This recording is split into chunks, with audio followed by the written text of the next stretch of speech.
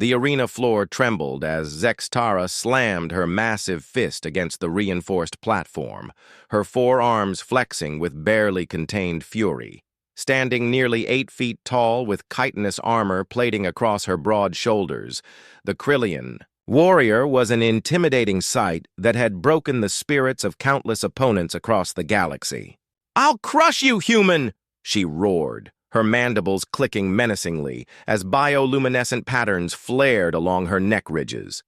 "Your pathetic species thinks it can compete in the Galactic Combat Championships. I've fought in 300 matches and never lost to a biped." Marcus Chen stood in the opposite corner, looking impossibly small at 5'8" and 180 pounds. His simple black combat suit seemed almost quaint compared to Zextara's natural armor. The human's dark eyes remained calm, studying his opponent with the analytical precision that had made him Earth's unlikely champion.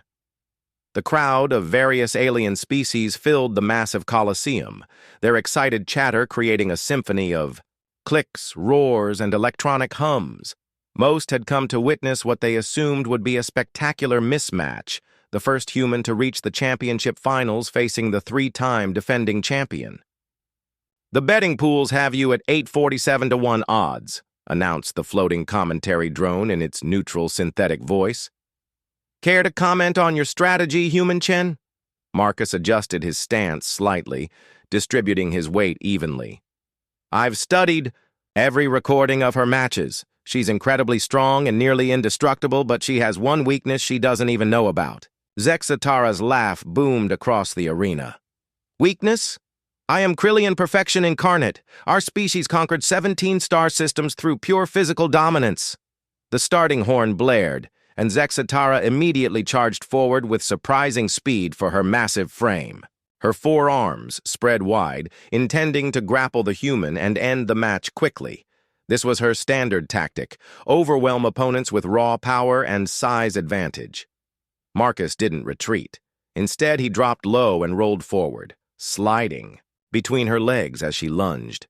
Zextara's momentum carried her past him, and she spun around with remarkable agility, all 4 arms reaching to grab him. "Running already," she taunted, but Marcus could hear something new in her voice: confusion. Her previous opponents had either tried to match her strength or fled in terror. None had simply avoided her. For the next several minutes, Marcus employed what human military strategists called asymmetric warfare.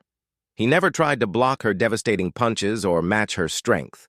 Instead, he flowed around her attacks like water, using her momentum against her, always staying mobile. Zextara grew increasingly frustrated. "Stand still and fight like a warrior," she bellowed, throwing a combination of punches that could have pulverized a steel beam. Marcus bent backward at an impossible angle, the strikes whistling over his chest, then sprang forward to tap her knee joint, not to hurt, but to demonstrate his reach. "That's it!" Zextara roared. With impressive speed, she launched herself upward, intending to body slam the human with her full weight. "I'll crush you, human!" she roared again, climbing on top of his position as gravity pulled her massive frame downward. But Marcus had been waiting for exactly this move. He'd watched her use it in dozens of matches, always with devastating effect. However, Zextara had always fought opponents who would panic or try to escape. Marcus did neither. Instead, he positioned himself perfectly beneath her falling form and planted his feet wide. As her 330-pound frame descended, he didn't try to catch her or throw her aside. Instead, he grabbed her middle arms and used her own downward momentum to spin both of them in a complex maneuver he'd practiced 10,000 times. The Krillian physics were simple. She was falling with tremendous force, but she couldn't change direction midair. Marcus could.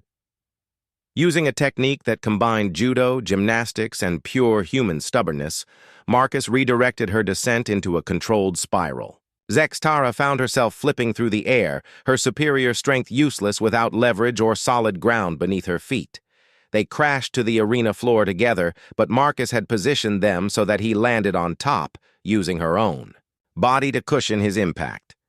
Before she could recover, he had secured a submission hold that even her forearms couldn't break, not because he was stronger, but because he had positioned himself where her strength couldn't be properly applied. Impossible, she wheezed, struggling futilely. How can a weak human— We're not weak, Marcus said quietly, maintaining the hold with textbook precision. We're adaptable. Your species conquered through strength, but humans learned to win through thinking. We studied every opponent, found their patterns, adapted our strategy. You've been fighting the same way for 300 matches because it always worked, but it only works if your opponent fights the way you expect. Zexatara's struggles gradually ceased as she realized the futility. In all her years of combat, no one had ever turned her greatest strength, her devastating aerial attack, into the very thing that defeated her. I yield, she said finally, her voice filled with something she'd never experienced before, respect for a physically inferior opponent. As Marcus helped her to her feet, Zextara looked at the small human with new understanding. Your species? You don't fight fair, Marcus grinned. No, we fight smart. There's a difference. The arena erupted in stunned silence, then explosive cheers. The first human galactic combat champion had just proven that sometimes the greatest strength isn't physical power. It's the ability to think 3 moves ahead and turn an opponent's advantages into their downfall.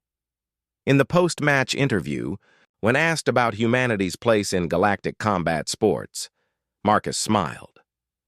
We might not be the strongest or fastest, but we're the species that looks at a 330-pound opponent and sees not an insurmountable obstacle, but a physics problem waiting to be solved.